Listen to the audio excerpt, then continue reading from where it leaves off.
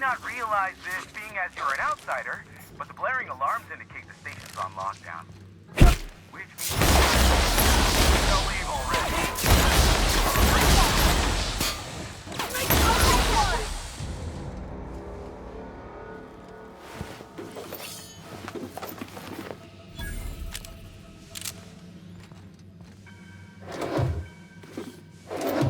Something on your mind?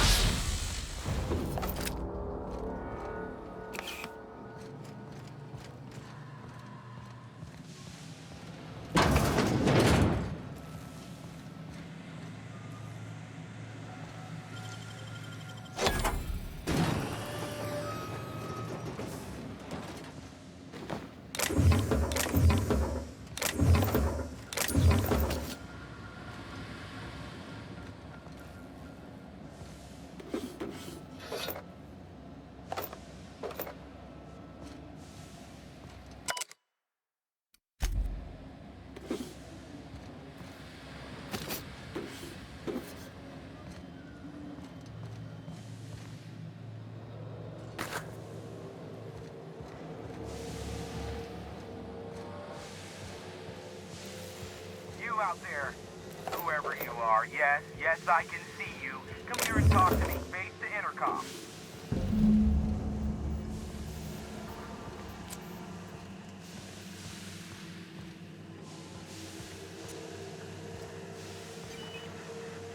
I can't tell if you're brave or simply touched in the head. What in the galaxy are you doing sniffing around my station? Unless you are, in fact, trying to suicide by Marauder? Nice and coherent. Good. Take it you're not with the Marauders, then. By the hand of fate and my own cunning skill, I run this station. The Marauders. You're here, and you're armed, aren't you? The feed's gone grainy, but it looks like you're packing deadly force. I barricaded the broadcast center, but I can only hold out for so long. Clear the Marauders out, and I'll pay you double the going rate. They destroy the transmission equipment, and I'll be out of business. The elevator and doors to the second floor are back online. Hurry before I have to lock them down again. Too many, considering I hired a bunch of no-good mercs to keep them out in the first place. Already, they've caused considerable damage to the station's property. If they take down the broadcast equipment, I'll be out of a job, permanently. Aside from the bits I'll be paying you, I trade in secrets, valuable ones for my vocation. I'm sure you can come up with something you might like to ask me about in person once I'm safe.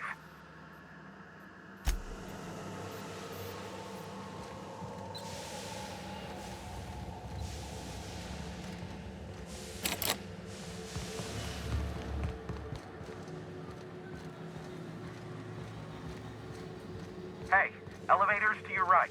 Get ready.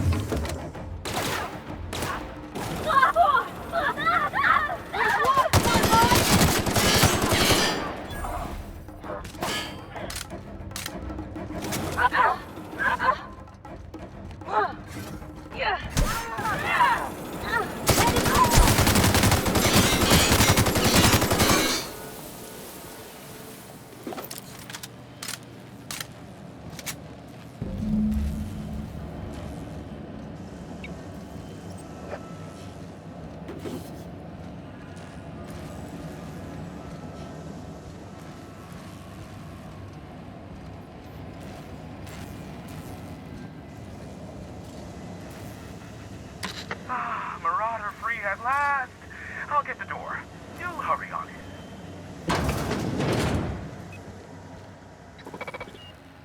Never thought I'd be ecstatic at having the walls painted in blood, but seeing as it's not mine, I'd say this calls for a celebration. This ought to square our debt. One hefty payment for a highly valued service rendered. But I admit, I do wonder why you ventured here at all. Allow me to pose my question in another manner. Ah yes, our little chat on the intercom. You're looking for the premier broker for all of Monarch, which you knew was me, clearly. Phineas must have sent you. He's the only one insane enough to send someone to Monarch to rush me. I knew it was only a matter of time before he came a-knocking. Look, I might be late, but I fulfill my contracts, always. Are you fibbing? Be honest. Careful, I know that line. I use it all the time. I take offense to that. Look, okay. It might take me a while this time. I am awaiting but a single incoming transmission containing the information we desire. But MSI and the Iconoclasts are clogging the airwaves from Stellar Bay and Amber Heights. In their war against each other, they're scrambling each other's outgoing transmissions. Luckily, however, MSI has now gone silent. You wouldn't know anything about that, would you? If you did, then you would have had my impressed gratitude. Still, we need to get the Iconoclasts off the airwaves. I will leave the means of that particular end under your discretion. The bandwidth! There's too much blasted background noise. Nothing gets through but their local broadcasts. Which of course has inadvertently affected the incoming port and my livelihood. No, they're jamming the limited frequencies we have at our disposal.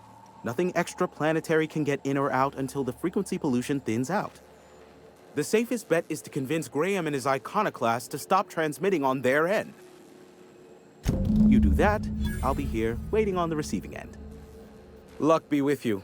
I have a feeling you'll be needing a pinch of it, plus a vat of patience. Is that a trick question? Because to answer it, you'd need to pay me. Of course, I could offer you a vastly more interesting bit of data instead. Try me. Ask me anything you'd like. I'll even offer it for free. We'll call it an exchange for your help with the broadcasts. Ask me what you will. There are so many members. Do specify. If you try to cite me on this, I will deny. Do you understand? What I am about to reveal is the sort of information that gets a body disappeared.